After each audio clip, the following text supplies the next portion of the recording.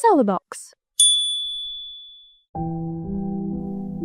Si Sheila Maris Navarro, anak ng isang kilalang business tycoon, ay reyna ng high society, sosyal, matalino at misteryosa.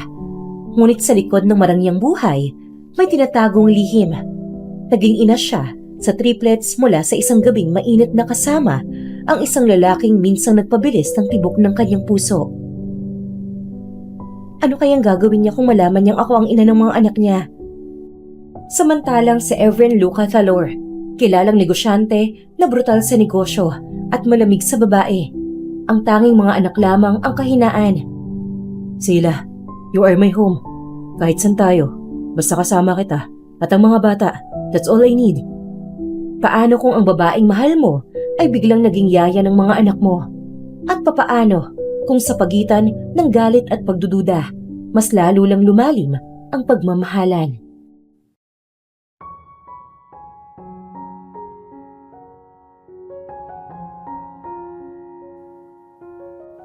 Makulimlim ang kalangitan nang bumaba si Sheila Maris Navarro mula sa pampasaherong van sa labas ng Alta Viera Subdivision, ang tirahan ng negosyanteng si Evelyn Luca Thalor. Suot niya ang isang lumang floral dress na tila hiram lang. Nakapusod ang buhok, walang pulbo, walang lipstick, malayo sa itsura niya. 3 taon na ang nakalipas bilang ang tinaguriang reyna ng high society. Bitbit niya ang isang backpack at isang envelope na naglalaman ng kanyang mga requirements.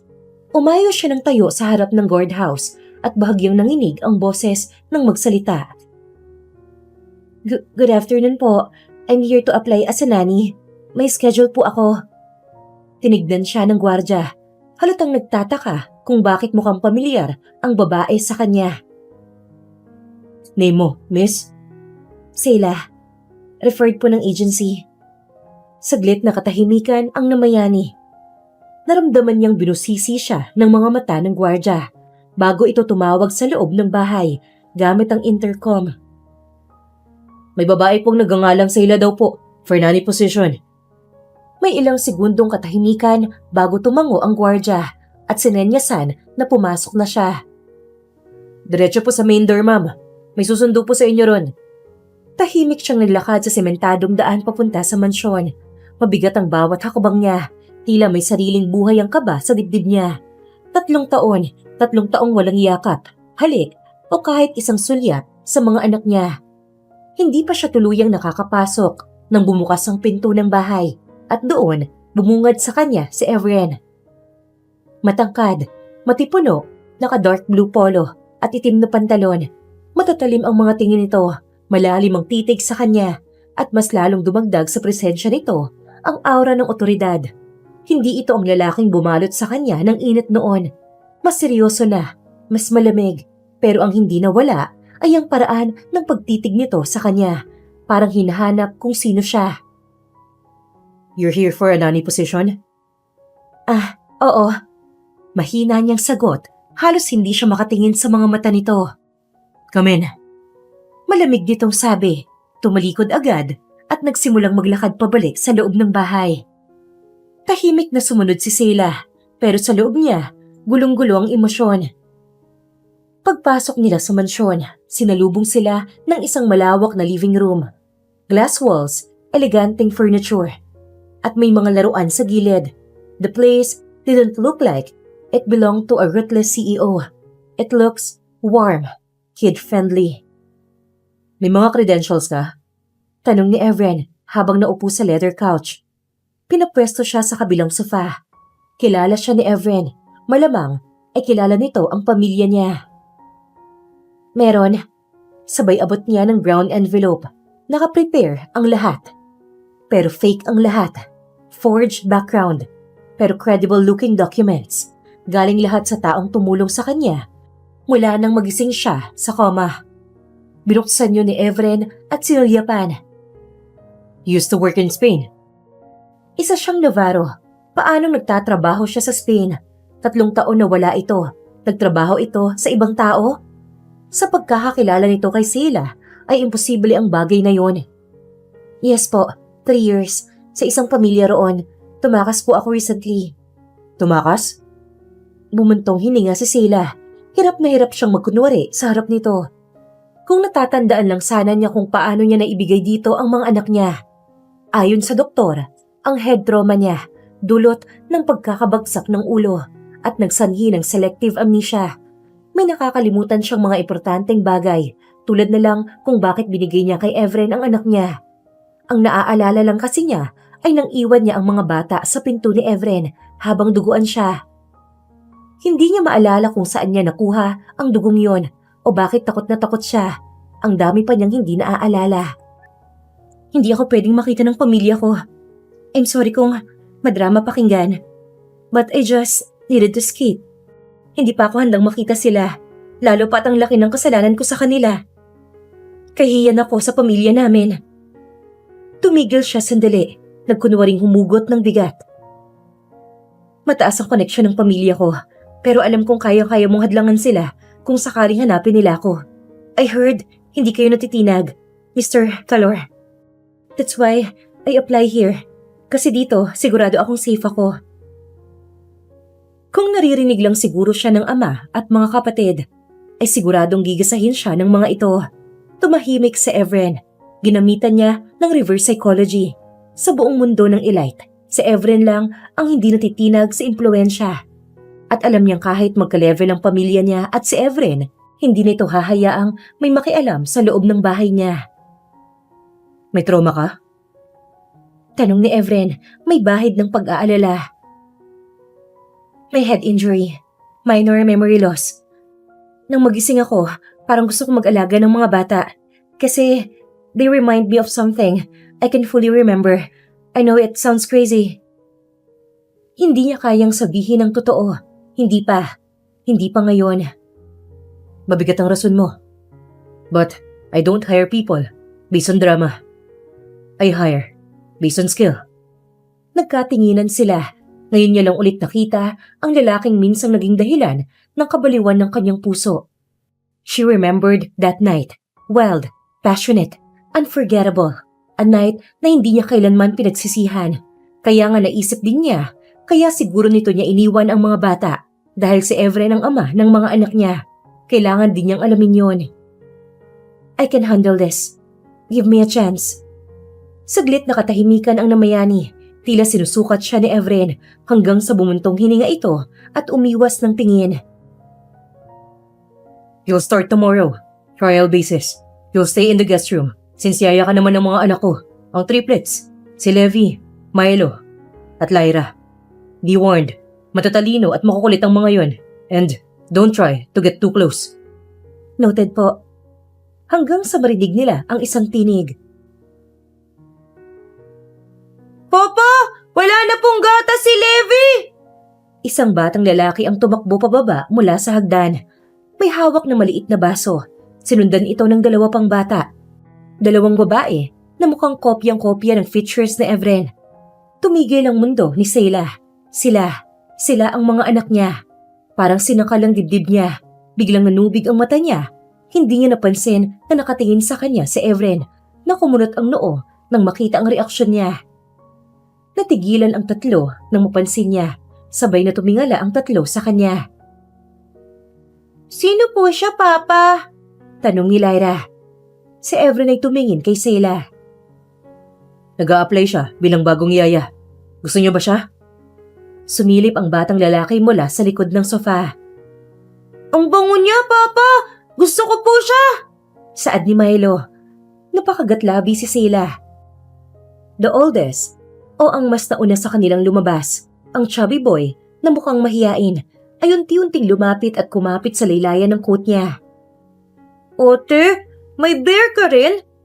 Napalingon si Sheila. Nasa kamay ng bata ang laruang bear. Ang bear na nilagyan niya ng sulat, 3 taon na ang nakalipas.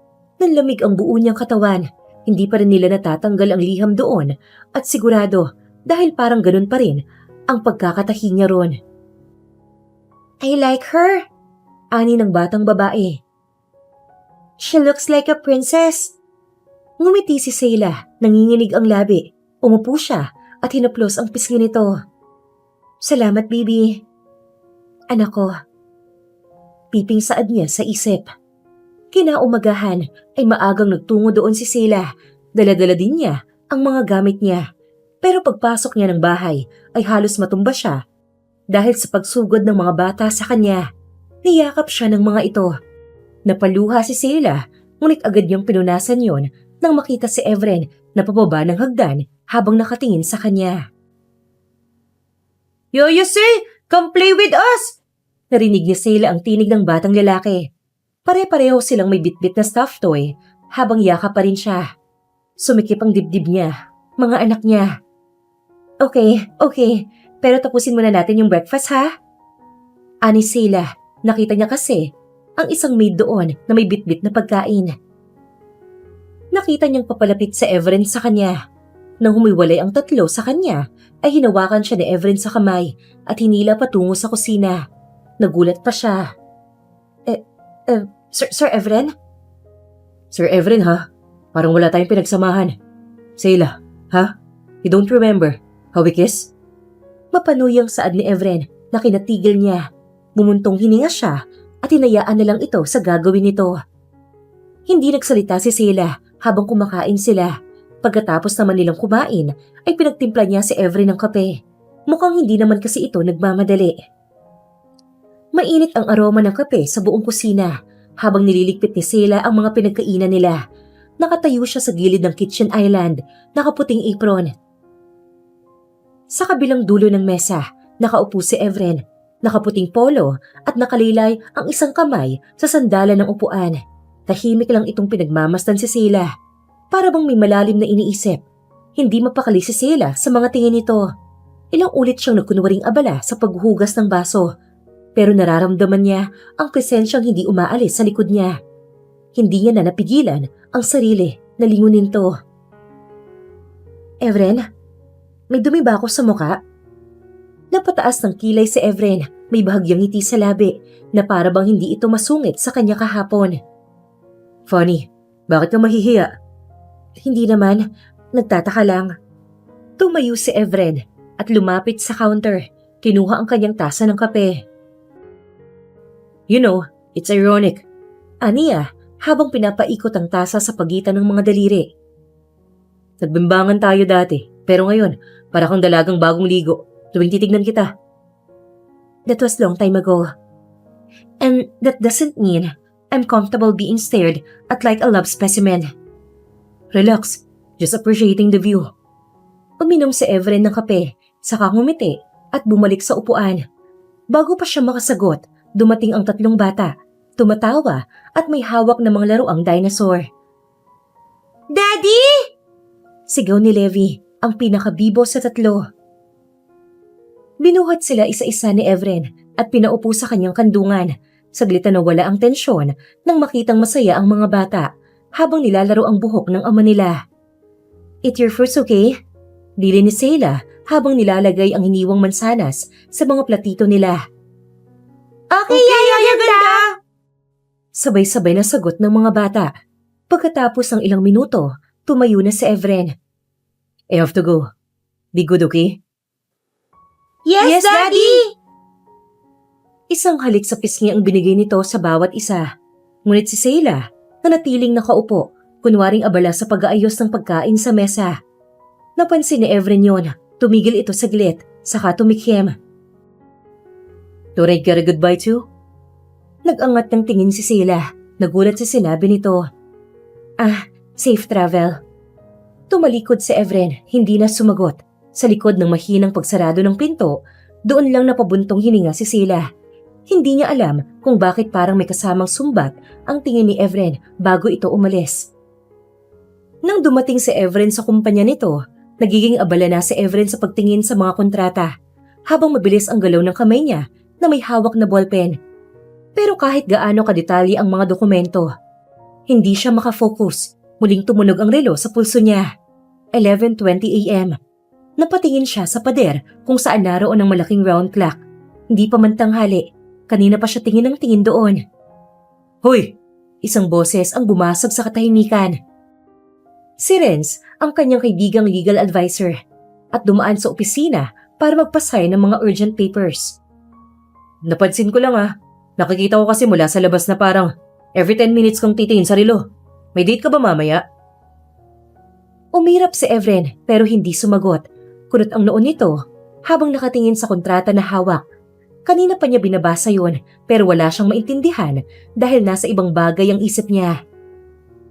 Baka naman may nag-aabang sa'yo sa bahay ah. Ngayon lang kita nakita na ganito ka eager umuwi. Parang high school na in love ulit. Stop making nonsense. Sagot ni Evren habang pinipirmahan ang hawak na folder. Sino ba kasi ang yaya ng mga anak mo ngayon? Hindi umimik sa Evren. Ikaw ah, kung sino man siya, mukhang effective. Nakangiti ka nitong mga nakaraang araw eh. Very unusual. Get out, Renz. Malamig na utos ni Evren pero hindi maitatangging may bahagyang ngiti sa gilid ng kanyang labi. Ngumuso si Renz at naupo pa talaga sa harap niya. Nangalumbaba itong tinignan siya. Ang damot mo naman, hindi naman ako pupunta sa bahay mo eh. Kung sasabihin mong, chika baby yun. Nagbago na ako, saka ayaw ko nga nakahati ka sa babae. Sa'yo na yan. Kaya sabihin mo na, ano, maganda ba? Sexy? Mga ganyang reaksyon mo kasi, alam ko na labasabi, ang ingay mo. Inis na tinignan ni Evren si Renz nang umingisi-ngisi lang. Bumuntong hininga si Evren at tinawag ang sekretarya na siyang nililigawan ni Renz. Nanlaki ang mga mata ng kaibigan at mabilis na tumayo. Inayos nito ang tayo at saka siya tilikuran. Sakto namang pagpasok ng sekretarya niya ay nasa pinto na si Renz. Binola pa nito ang sekretarya niya na masungit bago lumabas. Samantala, sa bahay, abala si Sheila sa pagliligpit ng mga laruan sa living room habang ang mga triplets ay nanonood ng educational cartoon sa sofa. Tahimik siyang kumikilos pero ang isip niya ay abala rin. Hindi sa mga bata, kundi sa mga sinabi ni Evren kanina. Nagbimbangan tayo dati. Napapikit siya. Ang linyang yon ay parang sampal ng katotohanan. Totoo naman, hindi siya inosente sa nangyari sa kanila. Pero hindi rin siya handang maungkat ang lahat, lalo pat hindi pa buo ang alaala niya. Ang natatandaan lang niya ay ang matinding sakit ng panganganak, ang takot sa dilim ng ospital, at ang kamay na pilit siyang hinihila palabas. Pagkatapos nun, puro putol-putol na, imahe na lang. Dugo, takot, malamig na semento, at ang tunog ng ambulansya. Humawak siya sa sentido niya. Masakit pa rin kapag pinipilit niyang alalahanin. Ano kayang gagawin niya kung malaman niyang ako ang ina ng mga anak niya? Mahina niyang tanong sa sarili. Hindi niya alam ang isasagot pero isa lang ang sigurado siya. Hindi niya kayang lumayo ulit sa mga anak niya. Kahit pa kailangan niyang pagtakpan ang tunay na dahilan. Pagbalik ni Evren kinagabihan, nagmamadali siyang pumasok sa gate ng bahay. Napansin niya agad ang tahimik na paligid. Pagbukas ng pinto, sinalubong siya ng amoy ng dinner. Tinolang manok at sinigang, ang paborito ng mga bata. Daddy! Sabay-sabay na tawag ng triplets habang patakbong yumayakap sa daddy nila. Napangiti si Evren, walang pag-aalinlangan nang umiti. Binuhat niya isa-isa ang mga bata sa kanyang braso. Sabay halik sa ulo ng bawat isa. Miss you kids. May ginawa kami kanina, Daddy! Bulalas ni Lyra habang pinapakita ang drawing nilang tatlo. Napatigil si Evren. Sa tabi ng dining table, nakatayo si Sheila, nakangiti, pero may kapansin-pansin na lungkot sa mga mata. Dinner is ready. Mahinahon niyang sabi. Good, gutom na rin ako eh. Habang kumakain sila, hindi mapigilang lingunin ni Evren si Sheila. Paminsan-minsan, may kung anong nagbago rito. Mas kalmado, mas alisto sa mga bata. Pero sa kabila nun, may pader na hindi niya mawari kung paano babaklasin. At hindi niya maintindihan kung bakit. Gusto niyang malaman. Maagang gumising si Sheila kinaumagahan. Tahimik ang buong mansyon. Dumiretso siya sa kusina. Suot ang simpleng pambahay at apron. Pagbukas ng ilaw sa kitchen, gulat na bumati ang isa sa mga kasambahay. Si Yaya Nelia, kasunod ni Inday, at si Marites. Gulat na tinignan siya ng mga ito. Lumapit si Yaya Nelia sa kanya. Ay naku Celia, ikaw pala yan. Good morning po Yaya Nelia. Pasensya na kung napaaga ako. Gusto ko lang sanang ipagluto si Evren at yung mga bata. Lumapit din si Inday. Celia, kaya mo ba? Nandito naman kami para dyan. Kami nang bahala. Natawa si Sheila saka lumapit sa ref. Alam ko naman po, Pero gusto ko lang talaga, mula kahapon, parang gusto kong makabawi eh.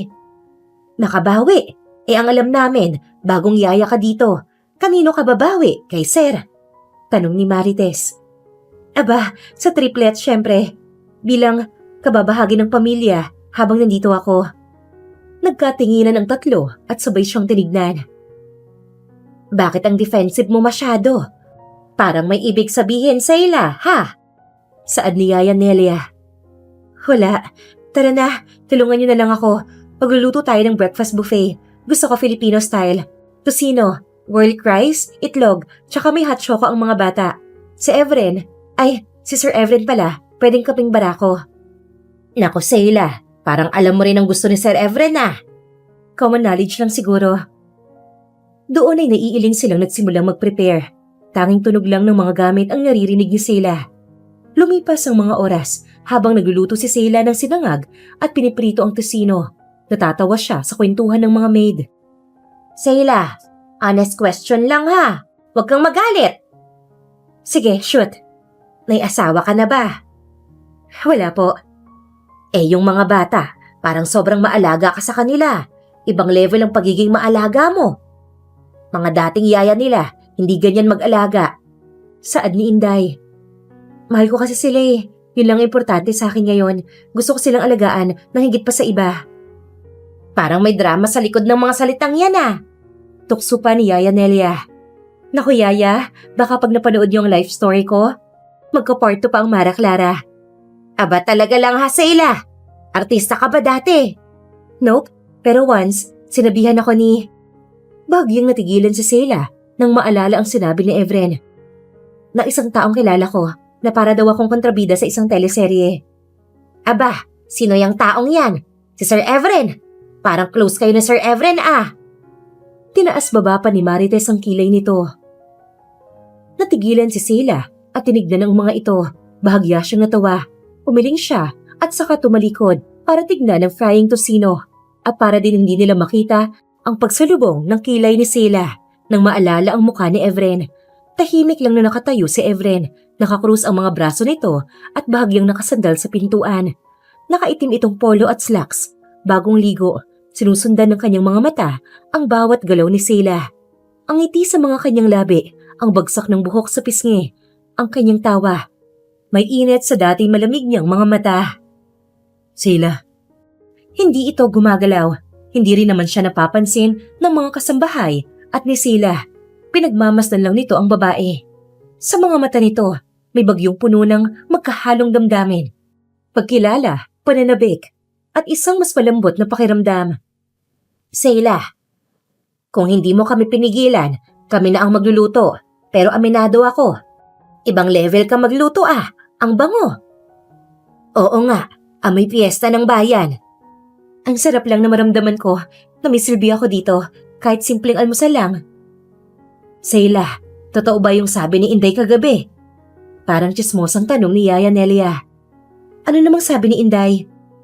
Yung sabi ko kasi, parang pamilyar kayo kay Sir na parang may something talaga kayo. Kinakabahan na natawa siya. Baka kamukha ko lang yung ex niya. Ay, si Sir Evren, hindi yan nagka-girlfriend. Walang record. Mabilis na sabi ni Marites. So walang ibang naging babae? Sa pagkakaalam namin, wala. Nung dumating ang mga bata, parang biglang nagbago ang mundo niya. Nag-focus sa kanila. Ayun, yun ang una naming nakita sa kanya, na emosyonal siya. Noong una niyang buhatin yung triplets. Nakangiti na sabi ni Yaya Nelia habang sinasabi yon. Huminto sandali ang mga kamay ni Sheila sa kawali at bahagyang napawi ang kanyang ngiti.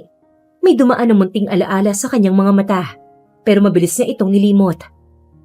Sheila, okay ka lang ba? Tanong ni Inday. Oo naman, mainit lang tong mantika. Nagtawanan ang mga katulong, tapos isa sa kanila ang nakapansin kay Evren. Sir Evren! Napalingon naman ang tatlo. Sinundan ni Sheila ang kanilang tingin. Nakita nila si Evren na nakatayo sa pintuan. Seryoso ang muka. Nakakross ang mga braso nito. Biglang tumigil lahat ng mga katulong. Pero ang paningin ni Evren ay nasa kanya. Lively morning, I see. Ay sir, kanina pa po kayo. Matagal na. Pasensya na po sir, maingay po ba kami? Hindi naman, sapat lang. Napalunok si Sela at iniwas ang tingin dito.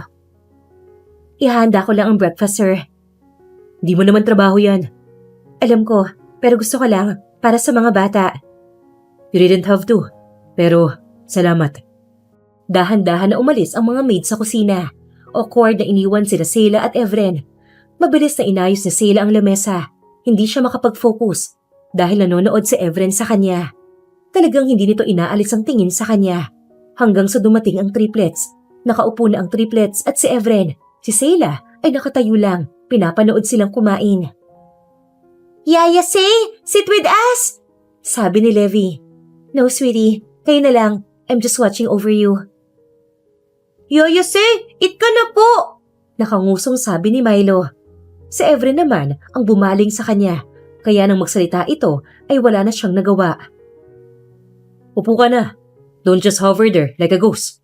Sige. Nahihiyang naupo si Sela sa dulo ng mesa. Pero pinalapit siya ni Evren sa tabi nito. Panay ang sulyap ni Evren sa kanya habang kumakain. Si Sela naman halatang naiilang. Bakit ka nakatingin? Nagbimbangan tayo nun. Nahihiya ka pa rin. Excuse me? Just saying, you're cute when you're flustered. Bulungan nilang dalawa. Habang inaayos na Evren ang kanyang kurbata, niyayakap siya ng mga kambal. Daddy, don't go! Naiiyak na sabi ni Lyra. I have to work anak eh. Kiss mo muna kami! Umupo ito para halikan ng mga bata. Saka tumingin ito kay Sela. Nakaupo pa rin sa dining area, hindi man lang lumapit. Wala bang send-off ang bagong yaya? Sarkastikong sabi ni Evren. Gulat na tinignan ito ni Sela. Ah, ingat. Right. He walks out the door. Slam it a bit harder than usual. Nang nasa opisina na si Evren ay nakatulala lang ito. Hindi man lang ginalaw ang kape nito. Nakakalat ang mga files. Tumingin ito sa orasan. Bro, ang aga mong pumasok ah. Pero sana hindi ka na pumasok kung panay ang tingin mo sa orasan. Uwi ka na. Baka hinihintay ka na ng yaya ng mga anak mo. Tumahimik ka. Sir Evren Talor, nahulog sa sarili niyang yaya. Noted. Tahimik ang buong mansyon ng sumunod na araw. Tanging mahihinang tiktak ng wall clock at ang mahihinang ihip ng aircon ang maririnig. Madilim ang paligid, ngunit may konting liwanag na nagmumula sa lampshade sa may living room.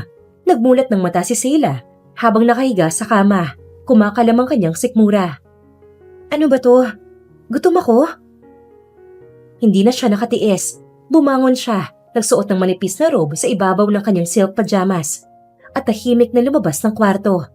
Pababa siya ng hagdan nang marinig ang mahinang tunog ng TV. May tao sa sala? Nagtago muna siya sa may gilid ng hagdan. Pagsilip niya, si Evren pala na nakaupo sa sofa.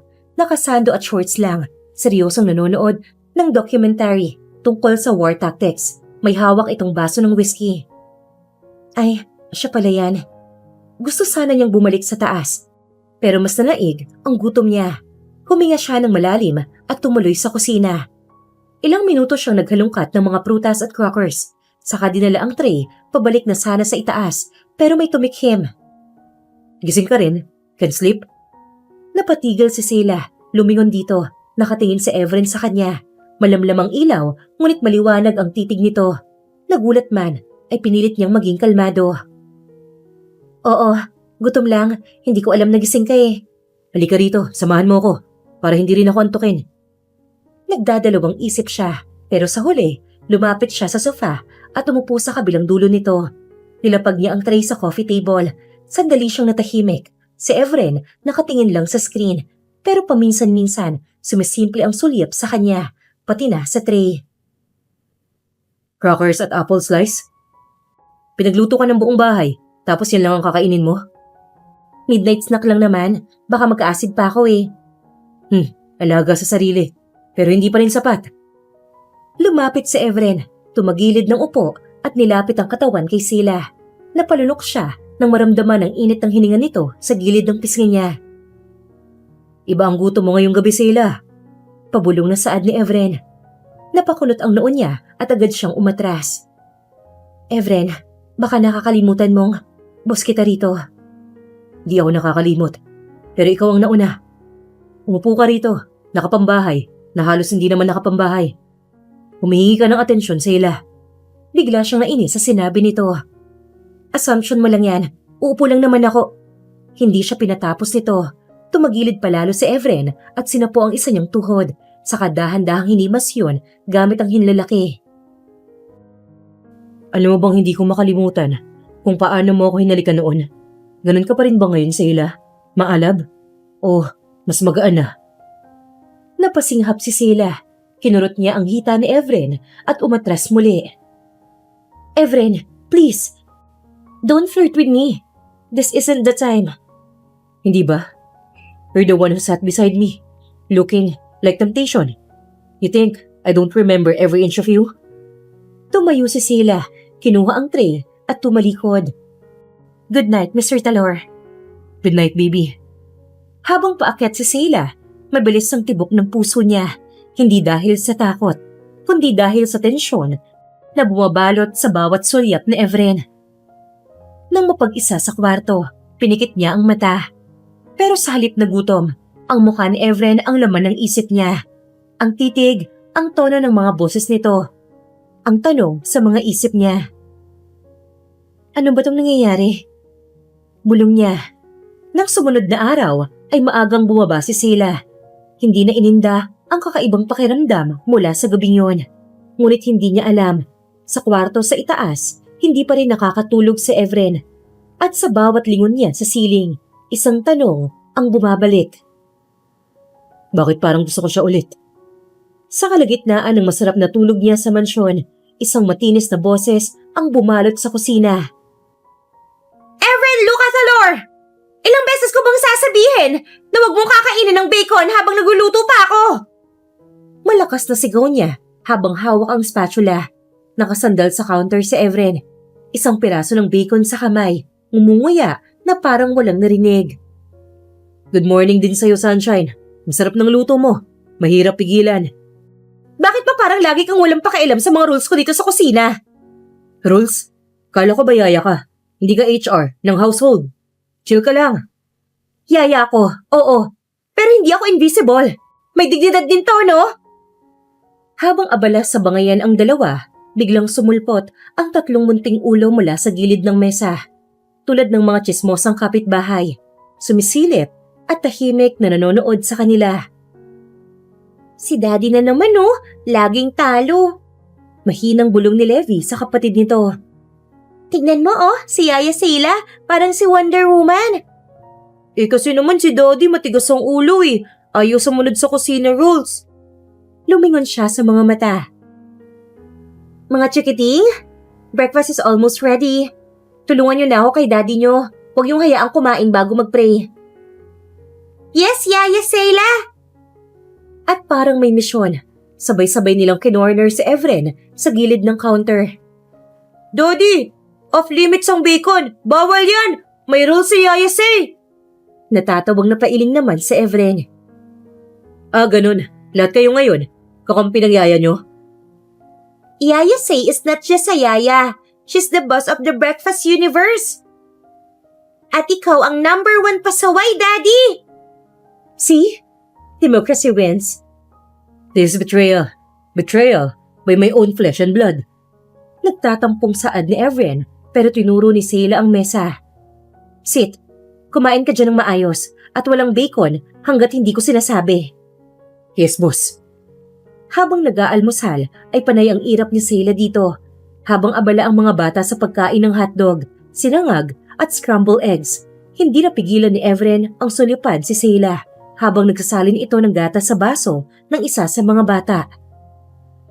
Iba ka talaga pag may hawak kang kutsara at sandok. Parang asawa ko lang dati. Mahinang saad nito pero may tono ng pangaasar pero hindi lumingon si Seila.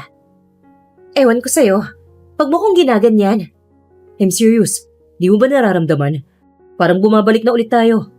Baka ikaw lang. Ako, focus lang ako sa trabaho. Trabaho ha? Yung pagtapik mo sa puwet ko kagabi, trabaho rin ba yun?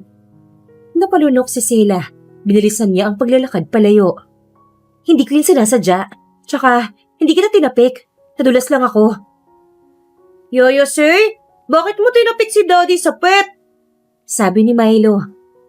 Hindi ko nga tinapik. Namumulang asik niya. Bakit ka namumula, Yaya Say? Tanong ni Lyra. Daddy, naughty ka na naman. Kasi, namiss ko lang yung dati nating bangayan eh. Namiss din yata ako ng kamay mo eh. Tumingin siya kay Sela na may pilyong ngiti. At habang naghuhugas si Sela sa lababo, lumapit si Evren sa likuran niya. Kahit nagbabangayan tayo, gusto ko yan. Parang dati. Kahit inaasar mo ko palagi? Lalo na dun. Gusto ko, pag nagagalit ka. Gusto kong ginagalit ka eh. Ang cute mo kapag nagagalit ka. Tigilan mo ko ha. Baka mabasag ko tong baso. Okay lang. Mayaman naman ako eh. Aba, ikaw na. Sa sala, habang nanonood ang triplets ng cartoons, ay nilingon siya ng mga to. Yaya Say? Tawag ni Lyra. Bakit? Pero ang saya po kapag nandito ka. Si Daddy mas masaya rin. Parang masaya ka rin, Yaya Say. Nangalumbaba si Milo sa kanya. Of course she is. Kasi nandito ako. Biglang pumasok si Evren at tumabi sa kanya. Tumaas ang kilay niya. Hay nako, mayabang alert. Okay kids, Daddy needs to go to work now. Be good to Yaya Say, okay? Yes, Daddy! Kiss muna! Hinalikan ni Evren isa-isa ang mga bata sa pisngi. Sobrang lambing. Nang matapos siya, tumingin siya kay Sila. Nakatayo lang ito sa gilid, parang walang intensyong lumapit. Lagi na lang ganon kapag umaalis to. Ganito na ba talaga, Sila? Di mo man lang ako ihahatid sa pinto? Yaya ko, hindi ako bodyguard. Hindi mo man lang ako halikan? Excuse me? Sabi ng mga bata, di ba? Kiss muna bago umalis. O sige, halika. Paluin kita ng kawali, gusto mo? Sige lang, Sila. Buti na lang sexy ka. Lumipas ang buwan, ay mas naging malapit muli si Evren at Sela. Mas gusto na siya ng mga bata. Yun ang hinihiling niya. Sana madali lang sabihin sa mga ito ang katotohanan. Tahimik ang buong bahay ng araw na yon. Tulog na ang triplet sa taas. Si Sela ay nasa sofa. Hawak ang isang librong hindi naman talaga niya binabasa. Nagpapaantok lang.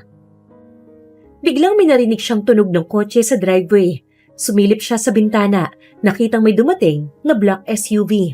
Ilang segundo lang, bumukas ang pinto ng mansyon. Si Evren, bagong dating mula sa business meeting, ay kasama ang isang babaeng naka-corporate attire. Matangkad, maganda, pero malamig ang mga mata. Sela, this is Danica, my new assistant. Parang biglang lumamig ang paligid. Nanigas si Sela. Hindi makagalaw. Ang pangalan ay parang martilyong bumagsak sa ulo niya. Danica. Oh, so ikaw pala ang yaya. I'm the assistant. May ngisi na sabing saad ni Danica. Oo, ako si Sela. Hindi maalis ni Sela ang titig niya sa babae. Sa loob-loob niya, kumikirot ang sikmura niya. Sa pamamalagi niya doon, ay unti-unti niyang naaalala ang lahat. Ito ang taong tinakasan niya noon, ang babaeng muntik nang pumatay sa kanya.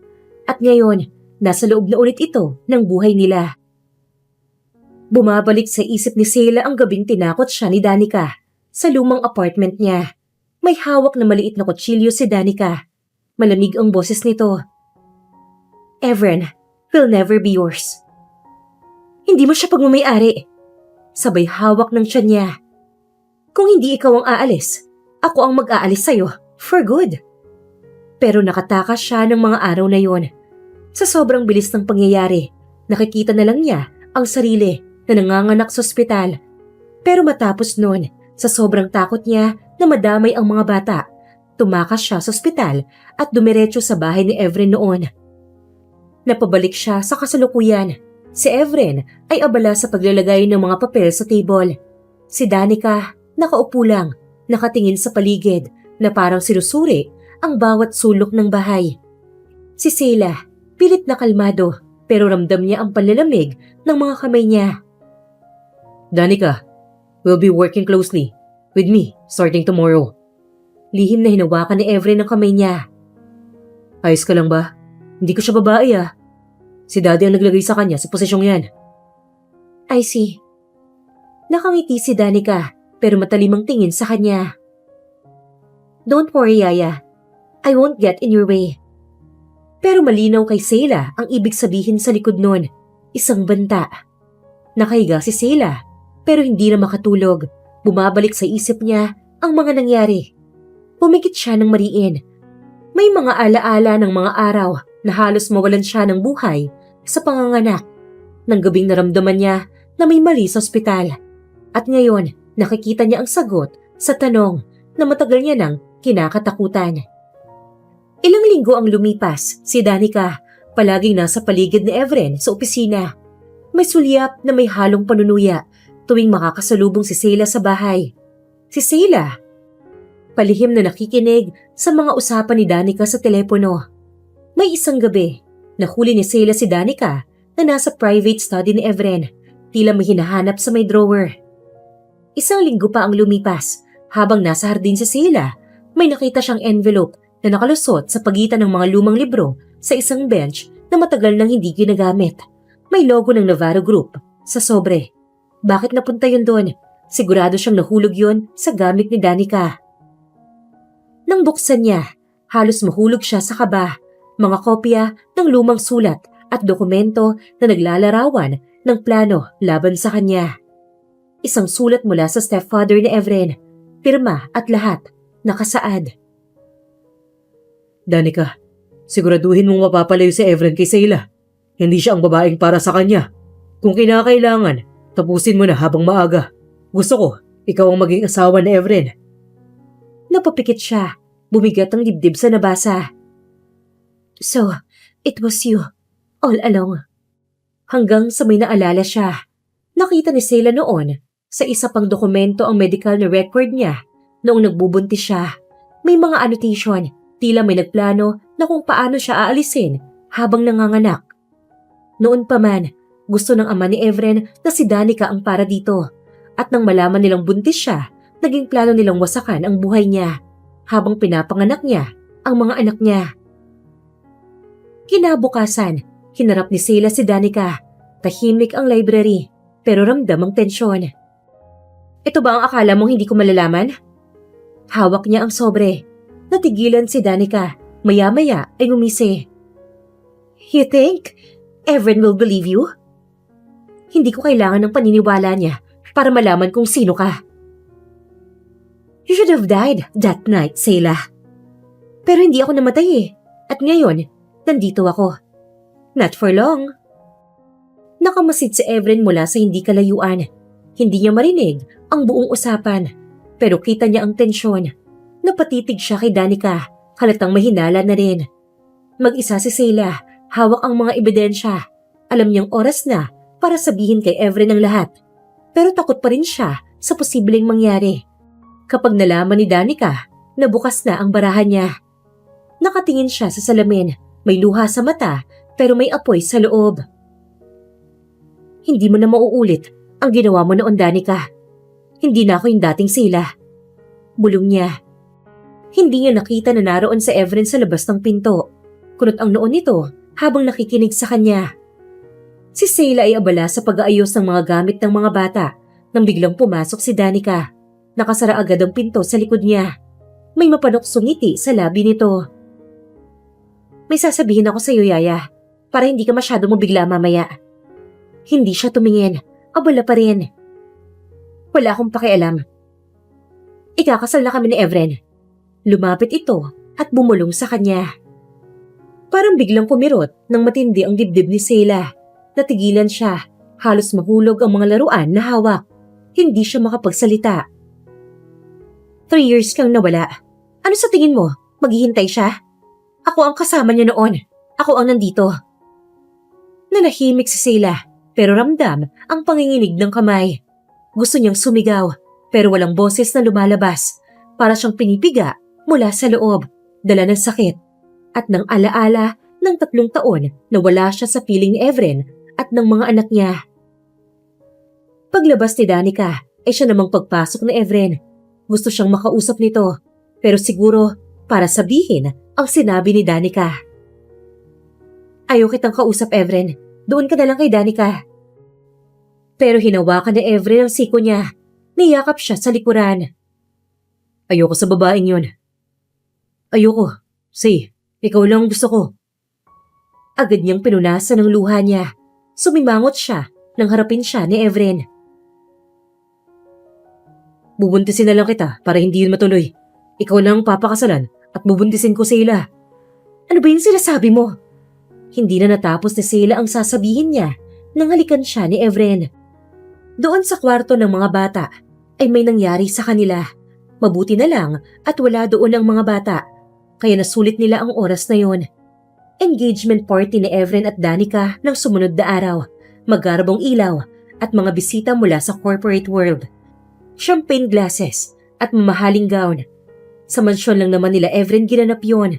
Si Sayla ay nasa gilid lang, tahimik habang nakikita ang tawa ni Danica kasama si Evren na nakasimangot. Panay ang kindat nito kay Sayla na naiiling na lang.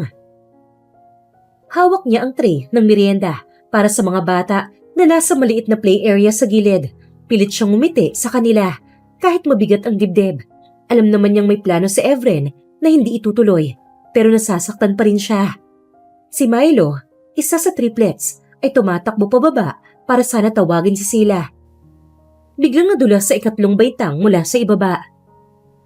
Yaya Mama! Agad na napalingon si Sayla. Nabitawan niya ang tray at halos tumakbo sa hagdanan. Milo, huwag kang gagalaw! Anak, stay still! Anak, Mama's here! Don't move! Please! Nanginginig ang boses. Lumuhod siya sa tabi ni Milo. Mabilis na tinignan ng ulo at paa nito.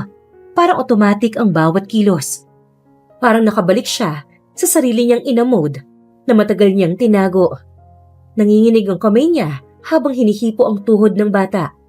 Hindi na tuloy niya napigilan ang sarili na tinawag itong anak. Okay anak, look at me. Are you dizzy? Nahihilo ka ba? Can you wiggle your toes? It hurts, Mama!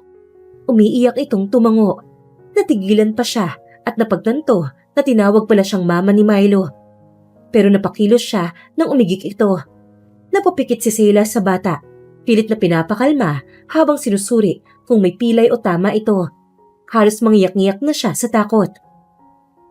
Napansin ni Evren mula sa malayo ang eksena. Kanina'y abala siya sa pagbati sa mga bisita. Pero nang marinig niya ang boses ni Sayla, hindi lang basta pag-aalala, kundi puno ng takot at pagmamahal. Parang may kumakalabit sa puso niya. Agad itong lumapit. Iniwan si Danica at tinulungan si Sayla buhatin si Milo. Ano nangyari? Nadulas siya eh. I think sprain lang. Pero we need ice. Agad na nag-utos si Evren ng mga kailangan. Sinikap nilang hindi magkagulo sa iba.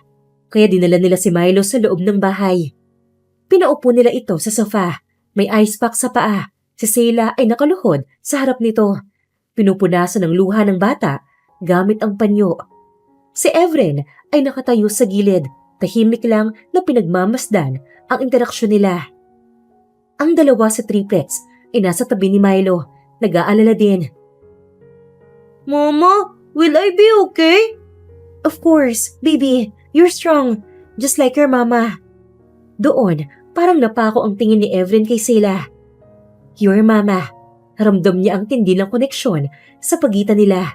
Koneksyon na hindi niya kayang ipaliwanag. Matapos makatulog ni Milo, nakatayo si Evren sa hallway, nakasandal sa pader at iniisip ang mga nangyari. Nakita niya si Sayla na lumalabas mula sa kwarto ng bata. May malambot na ngiti habang pinapanood ang mga anak. Kanina, the way you talk to Milo, parang isang yaya na gumagawa lang ng trabaho niya. Napamahal na sila sa akin. Hindi sumagot si Evren pero ramdam niyang hindi lang yon. May hindi siya alam at nagsisimula na siyang magtanong sa sarili. Bumuntong hininga siya at dahan-dahan na pinalibot ang braso sa bewang ni Sayla. Binuhat niya ito at dinala sa kwarto nito doon sa mansyon. Matulog na tayo. You should rest. Kanina ka pa nag-aalaga sa mga bata. Sa dulo ng hallway, nakamasid si Danica. Malamig ang mga mata. Narinig niya ang bawat salita at alam niyang hindi pwedeng magsimula ulit na magduda si Evren pero huli na. Tahimik ang mansyon matapos ang engagement party. Nakaupo si Evren sa kanyang study room. Ngunit hindi siya mapakali. Paulit-ulit sa isip niya ang boses ni Sayla kanina habang inaalagaan si Milo. Hindi yun tunog ng isang yaya. Tunog yun ng isang ina. Hindi, imposible. Pero bakit ganun? Tumayo siya, dahan-dahang lumabas ng kwarto at naglakad patungo sa silid ng mga bata. Bahagyang nakaawang ang pinto doon. Sumilip si Evren, nandoon si Sheila, nakaupo sa gilid ng kama ni Milo. Niyayakap ito ng mahigpit habang tulog ang bata. Si Sheila ay nakasubsob ang muka sa buhok ni Milo at tahimik na umiiyak. Anak ko! Anak ko! Mama's here! Sorry! I'm so sorry! Napatigil si Evren, parang sumiklab ang init sa dibdib niya. Halong gulat at hindi maintindihan ang kaba. Hindi siya kumilos. Pinakiramdaman ang bawat salita ni Sheila. Dahan-dahan siyang umatras, iniwan ang eksena at bumalik sa sarili niyang silid. Pero sa isip niya, may kailangan siyang gawin. Si Evren ay lihim na kumukuha ng ilang buhok mula sa suklay ni Sheila at ng mga bata, naglalagay ng maliit na envelope at ipapadala sa isang private lab para sa DNA testing. Nakaupo siya sa opisina, kinakagat ang labi habang hinihintay ang tawag mula sa lab. Hanggang sa tumunog niya ang cellphone niya. Mr. Talor, the results are in 99.99% probability. The children are biologically yours and Miss Sheila's. Parang nahulog ang mundo sa tahimik na silid ni Evren.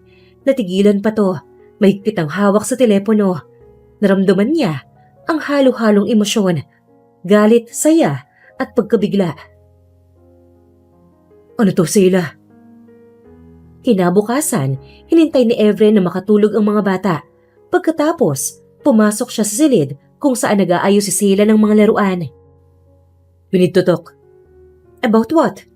The children. Our children. Natigilan si Sheila.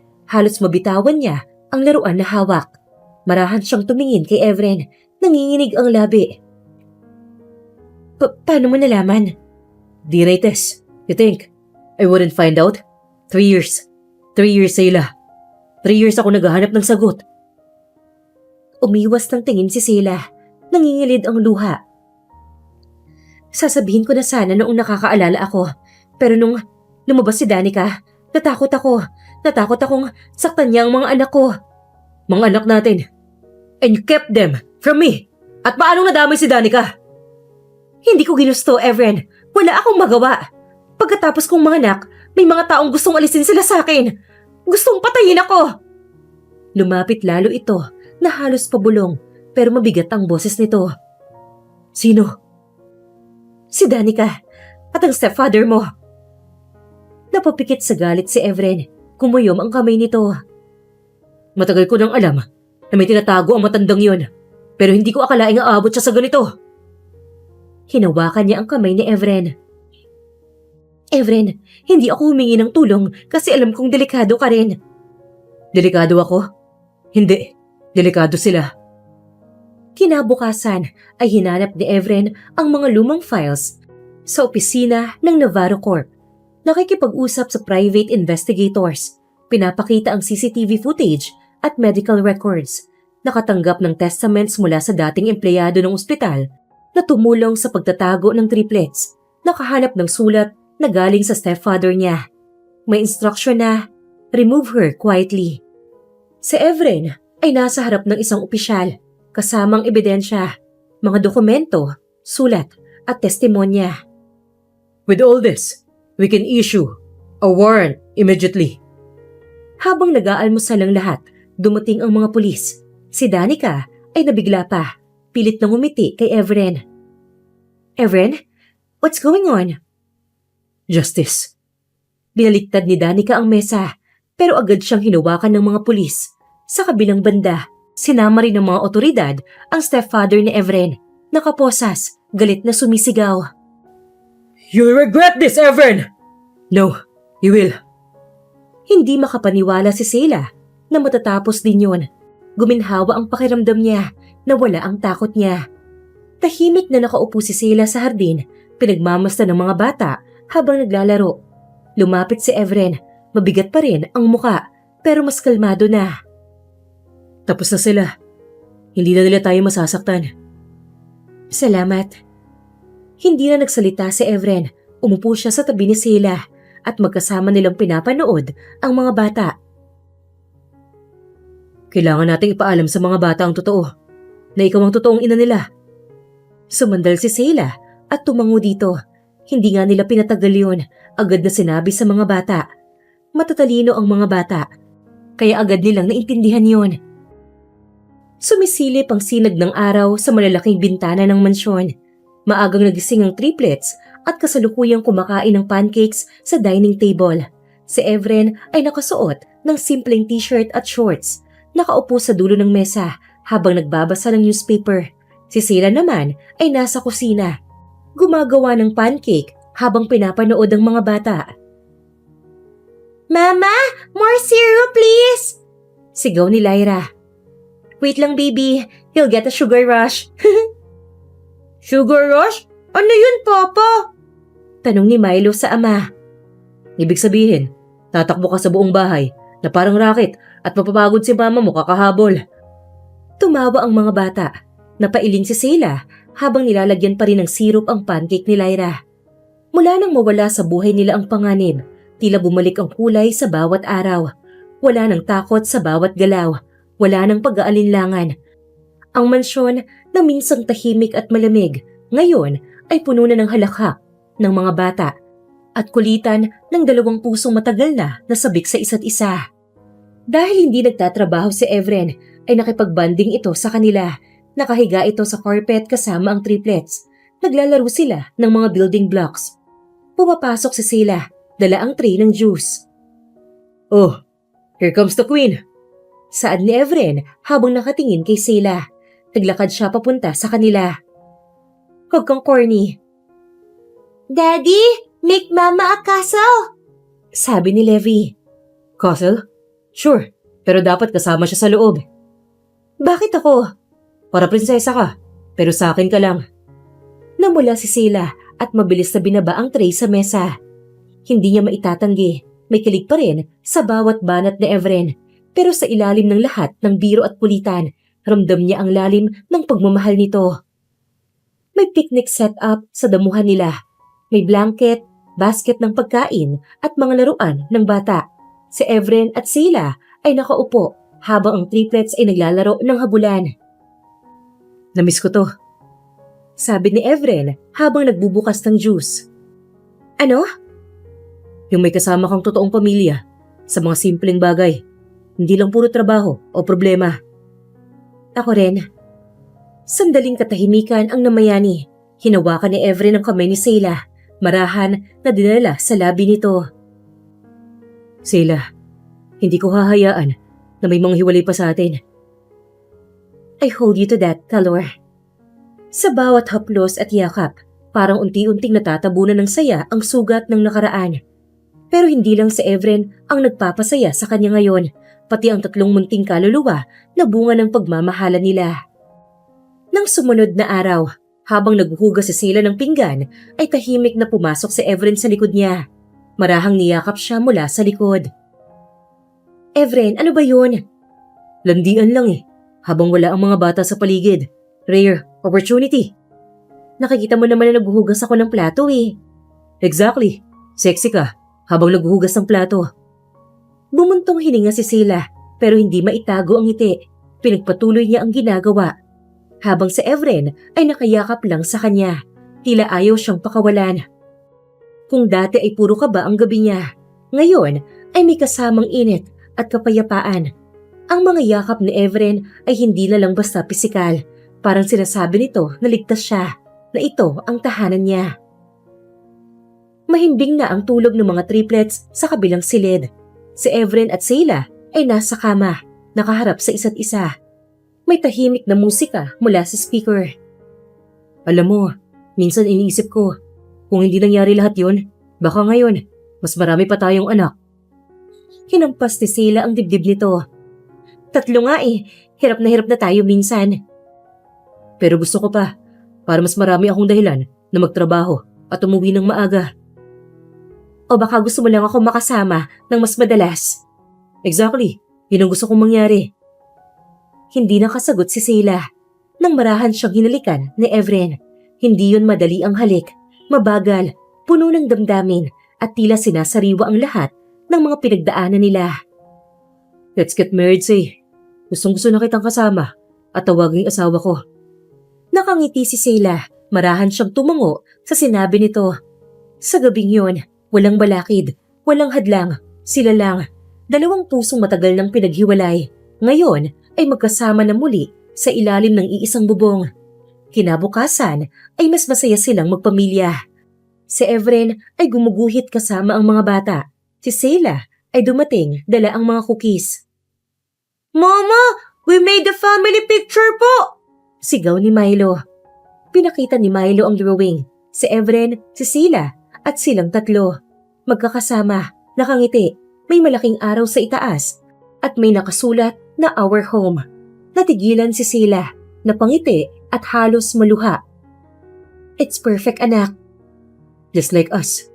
Sabat ni Evren na kinindatan pa siya.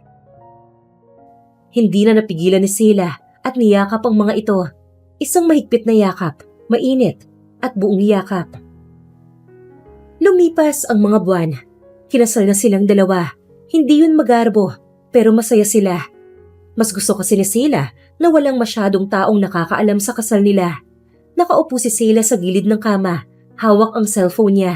Nakatitig siya rito na para bang hawak niya ang buong bigat at saya ng mundo. Nasa tabi niya si Evren, nakahilig sa headboard, hawak ang tasa ng kape. 3 days mo na yung iniisip. Tawagan mo na sila. It's time to face them. Wife, matagal ka na nilang hinahanap. Kung hindi ka pa magpapakita, baka mabaliw na ang mami mo kakaisip sa'yo. Hindi kasi ganoon kadali, Evren eh. 3 taon akong nawala. Hindi ko alam kung... Sheila, pamilya mo sila. At mahal ka nila. Andito lang ako, okay? Tumango si Sheila. Sa wakas, nag-dial na siya ng numero. Ilang rings pa lang ay may sumagot. Agad na narinig niya ang pagkataranta ng boses mula doon. Sheila! Sheila! Anak! Ang daddy niya yon. Napaluha si Sheila.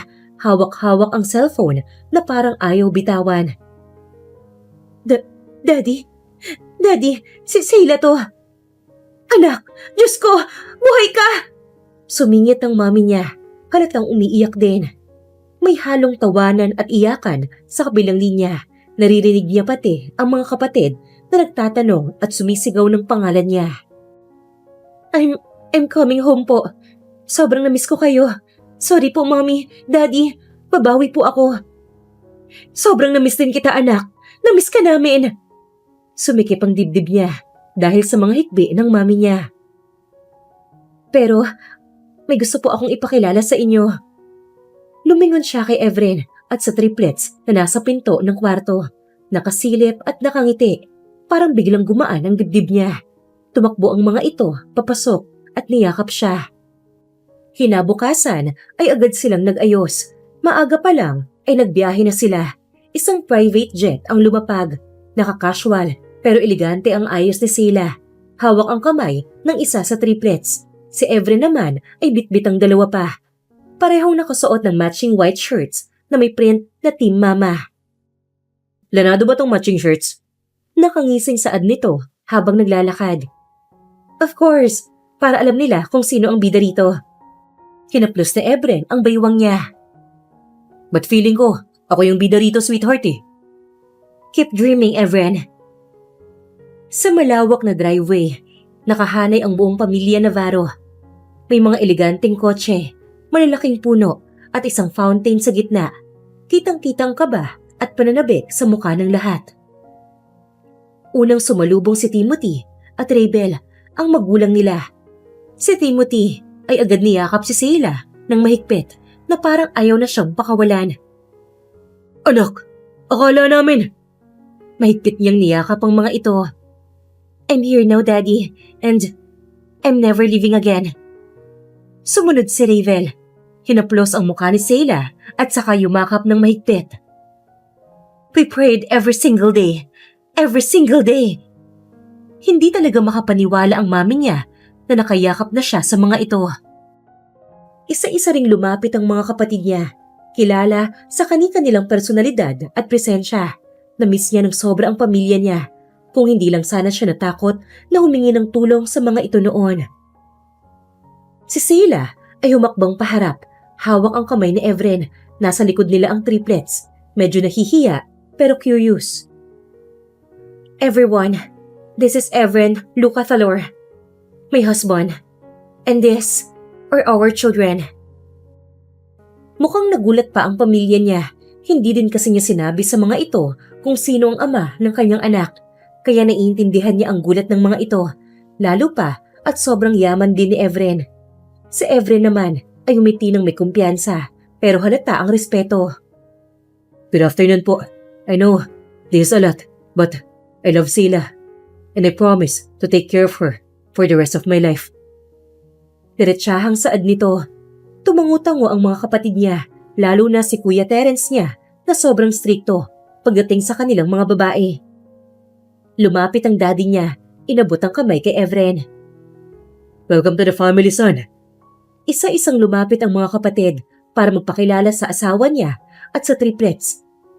Mga anak ng mga ito ay nakikipaglaro sa mga anak nila ni Evren.